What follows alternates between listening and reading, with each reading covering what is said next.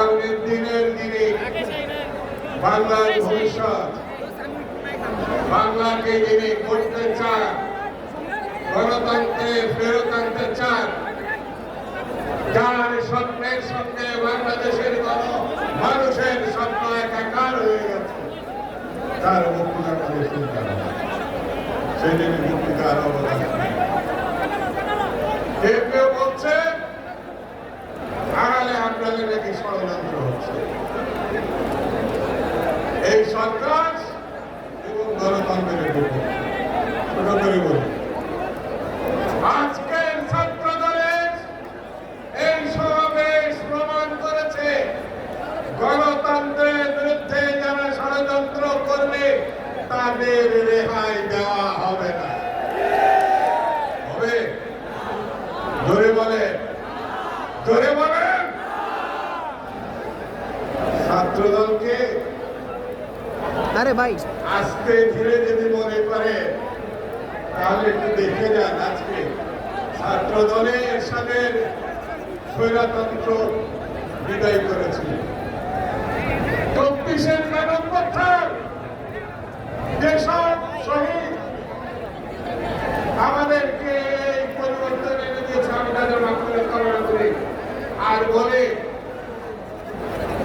প্রায় 5,000 16 বছরের ছাত্রদল, যুবদল, নেতাকর্মী, সাধারণ মানুষ গত 1 মাসের শহীদ এবং যারা আহত হয়েছে তারা প্রমাণ করেছে বাংলাদেশ গণতন্ত্রের ভিত্তি চায়। বন্ধুরা, আমাদেরকে ঐক্যবদ্ধ থাকতে হবে। আমি দৃঢ়ভাবে বিশ্বাস করি আমার নেতা তারেক রহমানের সঙ্গে লন্ডনে ডক্টর ইউনূসের সঙ্গে বৈঠক হয়েছে। সেই বৈঠক অনুযায়ী ফেব্রুয়ারি মাসের মধ্যে নির্বাচন হবে আমি বিশ্বাস করি, এবং ফেব্রুয়ারি মাসের নির্বাচনে বাংলাদেশের গণতান্ত্রিক সরকার প্রতিষ্ঠিত হবে, যে সরকার বাংলাদেশি জাতীয়তাবাদের উপরে ভিত্তি করে সামনে এগিয়ে যাবে। এটাই আমি বিশ্বাস করি।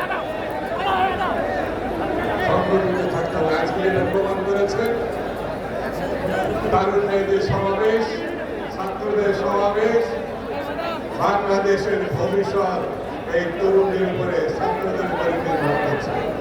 আমি আপনাদের এই সমাবেশকে বিশ্বাস করেন, যতটুকু হতাশা ছিল আজকের এই সমাবেশ সেইটুকু ধ্বংস করে দিয়েছে, বিদায় করে দিয়েছে। সত্যি আজকে আমার খুশির দিন, আনন্দের দিন। যে ছাত্র দলে আমি একসঙ্গে করেছি, এখানে যারা বসে আছে সেই